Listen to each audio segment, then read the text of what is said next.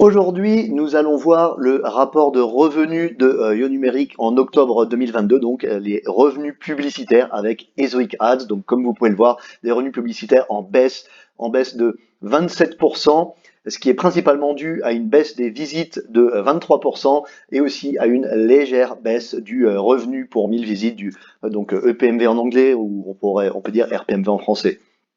On est aussi descendu du niveau Ezoic Premium, Ezoic Ads Premium 5 à 4 étoiles. Et voilà, donc ça explique donc cette baisse de revenus donc de 2200, donc plus de 2000 $ le mois dernier, donc en septembre, contre 1850 $ en octobre. Et voyons en détail pourquoi, donc combien on a gagné, qu'est-ce qui s'est passé. Donc tout d'abord, combien on a gagné. Donc si on va sur le dashboard Ezoic, donc on peut voir l'évolution de l'EPMV, donc qui était donc descendu tout doucement tout au long de l'année, remonté fortement en septembre et qui est resté pour nous notre RPMV stable en octobre. Donc on est passé d'un RPMV de 7,40 à un EPMV de 7,21.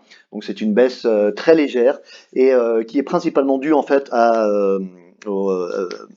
d'être passé du niveau 5 à 4 étoiles, ce qui veut dire que nous avons moins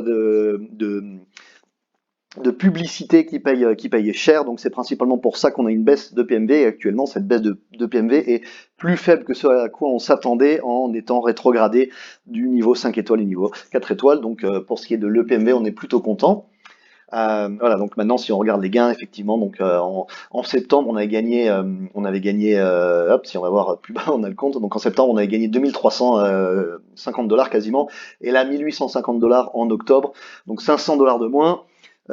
C'est principalement dû à une baisse des visites, donc de 317 000 visites en septembre à 256 000 visites en octobre. Et donc on a un plan en fait pour pallier à ça. Donc on va jeter un œil dessus après. Mais juste donc pour ce qui est de l'EPMV, on va voir juste le revenu, l'indice de revenus d'Ezoic. Et donc si on voit en France, donc les tarifs des publicités, donc 100 étant le plus haut niveau historique jamais observé, qui était donc en novembre 2021 pour le Black Friday, le vendredi noir, donc la période où les publicitaires dépensent le plus d'argent pour mettre en avant leurs produits. Au 31, si on va chercher, voilà, le 31 octobre, on était à 44% du niveau le plus haut jamais enregistré. Donc 44%, c'est assez bas. Mais généralement, donc si on regarde en octobre, on est en dessous de 50 en général. Donc on a des pics, et en moyenne, on est peut-être plutôt autour de 45, donc à 45% du niveau le plus haut de dépenses publicitaires jamais observé. Donc c'est plutôt bas.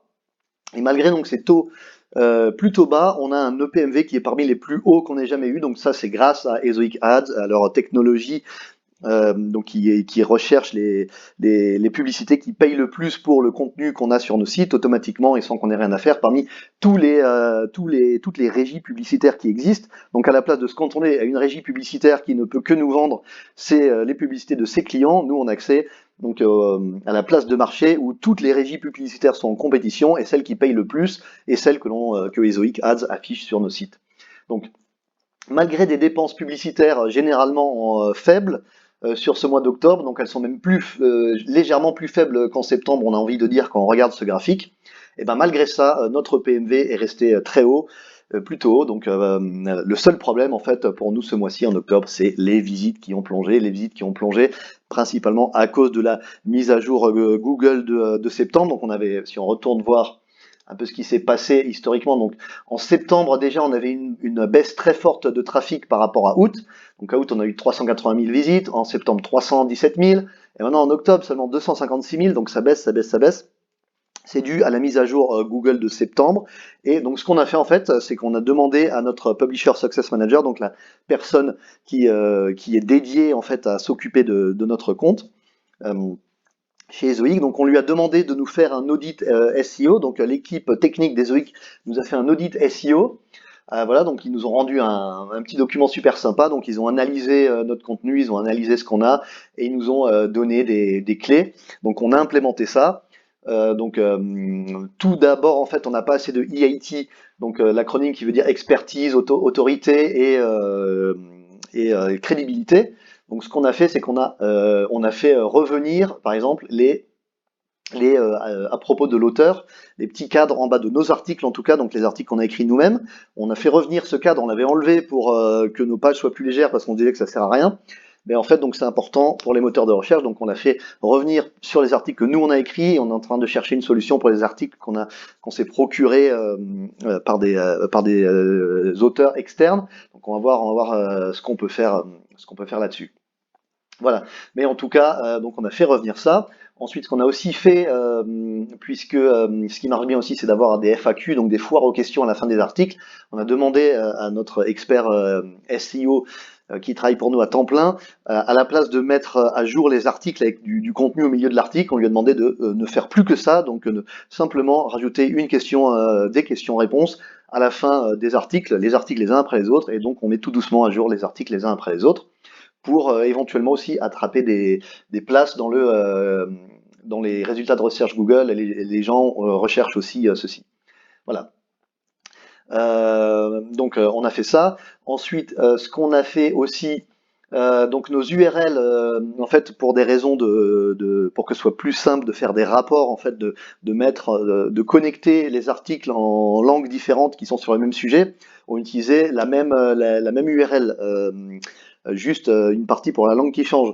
Et donc ça c'est pas terrible parce que le mot-clé du coup n'est pas dans l'URL quand l'article est dans une autre langue. Donc on a fait la mise à jour, on est en train de la mettre en place sur tous les sites, on y va doucement parce que c'est très dangereux de changer les URL, mais donc toutes les pages vont avoir une URL dans leur langue locale, donc quand c'est possible. Et voilà, donc les mots-clés seront ainsi intégrés dans notre URL puisque on va faire ça. Voilà. Et voilà, donc on a fait tout ça, donc c'est beaucoup de changements qui vont avoir un impact. Et encore un dernier changement, la table des matières au début des articles, on l'avait enlevé encore une fois pour que les pages soient moins lourdes en termes de poids HTML, d'éléments de contenu. Donc on a fait revenir en fait, on a juste réactivé la table des matières dans tous nos articles. Et voilà, donc on a fait tout ça, on attend de voir les résultats. C'est sûr que ce sera pas le mois prochain. Le mois prochain, on s'attend à ce que, donc en novembre, on s'attend à avoir un EPMV un petit peu plus fort. Et si notre trafic reste constant, on va peut-être gagner un petit peu plus. Mais on s'attend à ce que ces mises à jour qu'on a faites, elles soient visibles d'ici 6 mois, un an. Voilà, donc c'était comment on a gagné 1850 $ avec Ezoic Ads de revenus passifs en octobre, simplement en créant du contenu de blog et en utilisant Ezoic Ads. Donc si vous n'utilisez pas Ezoic Ads, le lien est dans la description, donc je vous invite à essayer, tout est gratuit et sans engagement. Créez un compte, soumettez votre site web, et essayez les pubs Ezoic Ads sur votre site et voyez si c'est mieux que ce que vous utilisez actuellement ou pas. Et voilà, et dites-le nous en commentaire. Donc bonne chance et bonne continuation avec vos sites.